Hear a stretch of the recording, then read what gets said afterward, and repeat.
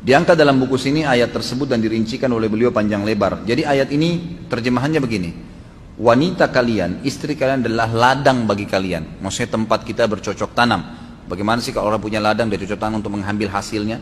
Dia akan melakukan hubungan biologis dan menyemprotkan spermanya sehingga menjadi hamillah dan akhirnya lahirlah seorang anak. Kata Allah, istri kalian adalah ladang bagi kalian. Maka datangilah ladang itu kapan saja dan dengan cara yang kamu sukai dan utamakanlah untuk diri kalian. Ayat ini turun teman-teman sekalian, sebab nuzulnya ada. Masyarakat Madinah, masyarakat kota Mekah di zaman jahiliyah, mereka biasa menggauli istrinya dengan dari belakang dengan menunggingkan istrinya. Dan posisi ini diletakkan kemaluan di kemaluan, mereka tidak letakkan di dubur sebagai orang-orang non-muslim. Tradisi persetubuhan di Madinah adalah wanita tidur dan laki-laki di atasnya. Nggak pernah mereka ganti posisi, selalu begitu. Waktu datang sahabat-sahabat muhajirin dari Mekah ke Madinah, mereka ada yang istrinya nggak mau masuk Islam, tinggalin. Mereka datang ke Madinah, mereka nikah sama wanita Madinah. Dan mereka taunya hubungan biologis ala Mekah. Masyarakat Madinah perempuan cuma tahu ala Madinah. Dan ternyata ada kasus terjadi, waktu seorang muhajirin ingin menggauli istrinya dari Ansar, ternyata wanita Ansar ini nggak mau. Akhirnya ngomong demi ngomong, mulut demi mulut, sampai telinga Nabi SAW. Bahwasanya ada wanita Ansar ingin digauli oleh suaminya dengan cara mereka di Mekah dulu, tapi dia menolaknya. Lalu turun dan firman Allah SWT ayat 223 ini dalam surah Al-Baqarah.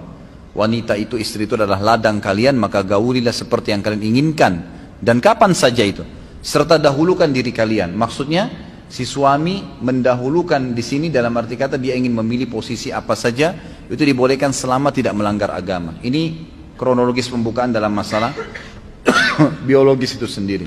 Berarti dari ayat ini kita dibolehkan untuk menggauli istri, gitu kan? Begitu pula si istri tentu boleh melayani suaminya. Juga disebutkan di dalam banyak riwayat yang sahih, semuanya dinukil tentang Nabi SAW.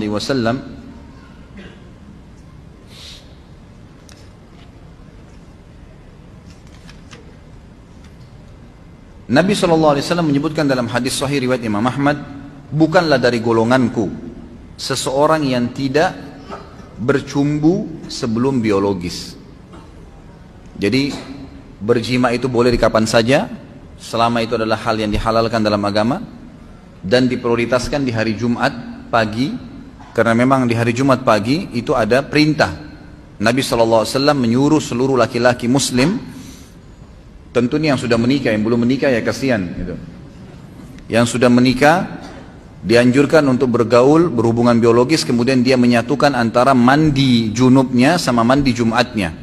Kata Nabi SAW, siapa yang mandi hari Jumat dengan mandi junub, kemudian dia pakai bajunya yang terbaik, wangi-wangian yang terbaik, menyisir rambutnya yang terbaik, kemudian dia datang ke masjid, lalu dia sholat yang diperintahkan, kemudian dia sholat mendengarkan khatib pada saat khutbah, dan dia sholat Jumat bersama khatib, kecuali dosanya akan diampuni. Berarti ada perintah di sini menggabungkan antara mandi junub sama mandi Jumat, dan mandi junub dan mandi Jumat ini sudah saya pernah jelaskan waktu menjelaskan masalah bab sholat Jumat gitu kan. Tapi seperti itu jawabannya. Intinya itu dibolehkan. Kemudian dilarang dalam Islam untuk menggauli pasangan tanpa ngobrol, tanpa cumbuan. Tidak ada sama sekali. Ada orang yang tiba-tiba saja datang menggauli istrinya tanpa harus mempedulikan. Ada hikmah kata ulama. Ini pembahasan dalam ilmu fikih ya. Ini bukan saya karang-karang. Bahasan dalam ilmu fikih itu dijelaskan bahwasanya seseorang yang tidak menggauli pasangannya tidak sengaja memancing itu. Seorang istri disuruh dandan. Kenapa disuruh dandan? Karena kalau dia dandan pakai minyak wangi, dia kelihatan cantik dan menarik, suaminya akan mendekatinya. Subhanallah, fitrah dalam masalah mengganggu, menggoda pasangan ini ada di hewan dan di manusia, gitu kan? Di hewan-hewan kita lihat kadang-kadang ayam punya cara sendiri, kambing punya cara sendiri, manusia pun begitu, diajarkan memang. Perempuan disuruh dandan, pada saat dia wangi, dia bersih, maka suaminya akan tertarik datang untuk mencumbuinya. Dan perempuan memang biasanya tidak seperti laki-laki. Dalam ilmu medis dan dalam fikih seksual Islam juga dijelaskan bahwasanya perempuan itu memang butuh untuk dirangsang, beda dengan laki-laki. Laki-laki Masya Allah lihat saja sudah luar biasa syahwatnya. Perempuan tidak seperti itu. Mereka dandan rapi wangi, datang menggoda suaminya, nanti suaminya akan merangsang dia, sehingga dua-duanya syahwatnya bangkit, baru kemudian mereka berhubungan biologis. Apa sabda Nabi SAW? Bukan dari golonganku yang berhubungan biologis tanpa cumbuan.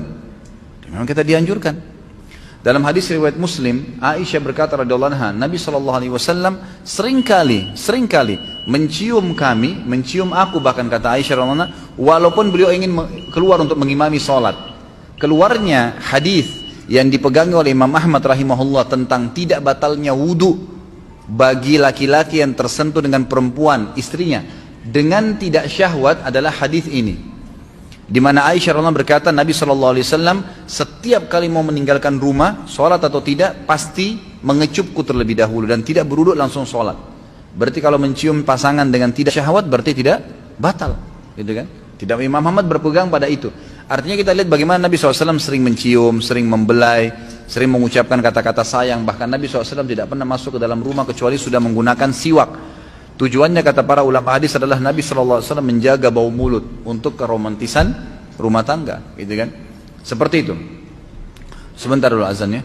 Kemudian Nabi SAW selain itu juga mengajarkan agar setiap orang melakukan hubungan biologis tersebut selain bercumbuan, juga memulai dengan hal-hal seperti pernah Nabi SAW mengajak Aisyah untuk mandi berdua di dalam sebuah bak mandi. Dan Aisyah berkata, tidak ada penghalang antara aku dengan Nabi SAW walaupun sehelai kain kecuali air saja. Sambil beliau bercanda. Ingat, kadang-kadang syaitan membuat orang semangat kalau dengan pacar. Mungkin biar pacarnya tidak sikat gigi siap dicium. Tapi kalau dengan pasangan halal dibuat orang bosan jenuh. Syaitan itu, permainan syaitan, nggak boleh, gitu kan?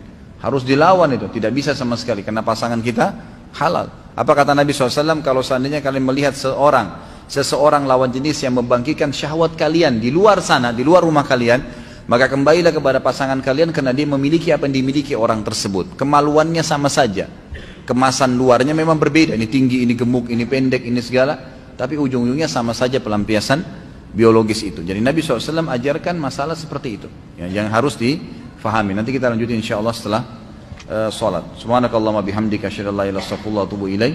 Wassalamualaikum warahmatullahi wabarakatuh.